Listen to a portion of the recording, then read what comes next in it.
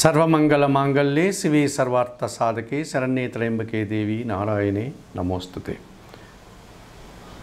వజ్ర TV channel ప్రేక్షకులకు నమస్కారం. 2025 November మాసంలో ద్వాదశ రాశుల వారికి మాస ఫలితాలు.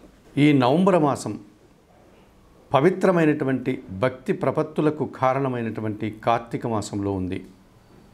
నవంబర్ నెల 22 వరకు కూడా మనకు కార్తీక మాసం కొనసాగుతుంది.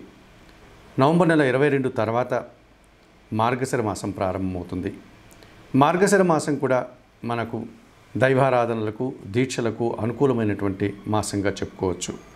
ఈ కార్తీక మాసంలో అయ్యప్ప దీక్షలు, శివ దీక్షలు, శివకేశవ భేదం లేకుండా మనము పరమశివుణ్ణి మహావిష్ణువుని ఆచరించడం, ముఖ్యంగా దీపారాధనలు చేయడం, శివాభిషేకాలు, దీపదానాలు చేయడం, నదుల్లో కోనేటిల్లో దీపాలను వెలిగించి వదలడం, వనభోజనాది కార్యక్రమాలు నిర్వహించుకోవడం, ఉపాసనతో శివ పూజలు నిర్వహించడం, శైవక్షేత్రాలను సందర్శించడం, నిరంతరం శివనామస్మరణతో కాలం గడిపేటువంటి పవిత్రమైనటువంటి కార్తీక మాసం.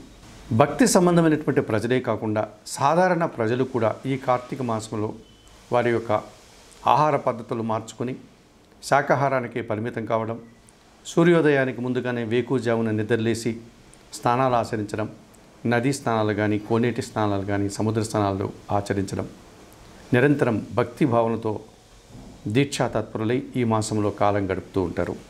అటువంటి ఈ పవిత్ర నవంబర్ మాసంలో మనకు గ్రహరాజు అయినటువంటి సూర్య భగవానుడు నీచస్థానాన్ని అనగా తులారాశిని వదిలిపెట్టి నవంబర్ 16వ తారీఖున వృశ్చిక రాశిలోని ప్రవేశిస్తాడు. కుజగ్రహం తన స్వస్థానమైనటువంటి వృశ్చిక రాశిలోనే ఈ మాసమంతా కూడా సంచారాన్ని కొనసాగుతుంది. ఇక మిథున కన్యా రాశులకి అధిపతి అయినటువంటి ఈ బుధగ్రహము వృశ్చిక రాశిలోనే ఈ మాసమంతా కూడా తన సంచారాన్ని ముందుకు సాగుకుంటూ వెళ్తాడు. ఇక గురువు అతిచార రీత్యా మిథున రాశి నుంచి కర్కాటక రాశిలోనికి ప్రవేశించాడు. కర్కాటక రాశిలో ఆయన సంచారం కొనసాగుతుంది. కర్కాటక రాశిలో ఉచ్చ స్థానాన్ని గురువు పొందుతాడు. శుక్రుడు వృషభ రాశిలో ఈ మాసమంతా కూడా కాలం గడిపే పరిస్థితి కనిపిస్తుంది. శని భగవానుడు ఎప్పటి నుంచో మీనరాశిలో ఉన్నాడు. నవంబర్లో ఆయన మీనరాశిలోనే సంచారం కొనసాగిస్తాడు. రాహువు కుంభరాశిలో, కేతువు సింహరాశిలో రాహుకేతువుల సంచారం కొనసాగుతుంది. కుంభరాశి వారికి 2025 నవంబర్ మాసంలో మాస ఫలితాలు. ఈ కుంభరాశి వారికి 4 గ్రహాలు అనుకూలంగా సంచరిస్తూ ఎక్కువ లాభాలను అందిస్తున్నాయి. మరి 2025 నవంబర్ మాసంలో కుంభరాశి వారికి సప్తమాధిపతి అయినటువంటి సూర్య భగవానుడు ఈ నవంబర్ నెల 16 వరకు దశమంలో వృశ్చిక రాశిలో సంచరించడం వల్ల అధికారుల అండదండలతో ఒక కొత్త అవకాశాన్ని చేజిక్కించుకుంటారు. కొత్త కార్యక్రమం ప్రారంభించి మంచి ఫలితాలను, విజయాలను సాధిస్తారు. అధికారుల యొక్క అభినందనలు కూడా అందుకుంటారు. తృతీయ దశమాధిపతి అయినటువంటి కుజుడు ఈ నెలంతా దశమ భావంలో వృశ్చిక రాశిలో సంచరిస్తున్నాడు. జనసాకారం బాగుంటుంది. భూవాహన సౌఖ్యాన్ని అందుకుంటారు. రియల్ ఎస్టేట్ రంగంలో లాభాలకు అవకాశం ఉంది. వ్యవసాయ రంగంలో కూడా మంచి ఉత్పత్తులు అందుకుంటారు.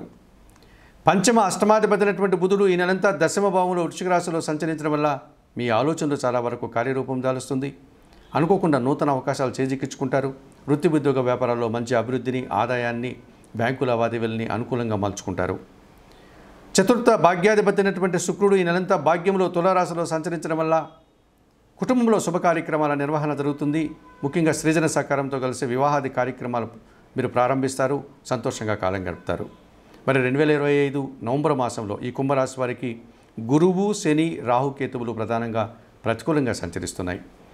తిరుపతి పుణ్యక్షేత్రానికి సమీపంలో ఉండేటువంటి వాయులింగేశ్వర క్షేత్రమైనటువంటి శ్రీకాళహస్తీశ్వర ఆలయానికి వెళ్ళి అక్కడ అందుబాటులో ఉండే రాహుకేతు పూజలు నిర్వర్తించుకోండి. శనేశ్వరుని దర్శనం చేసుకోండి. అవకాశం లేని వారు ఈశ్వరునికి శనివారం రోజు పాలాభిషేకం నిర్వర్తించండి.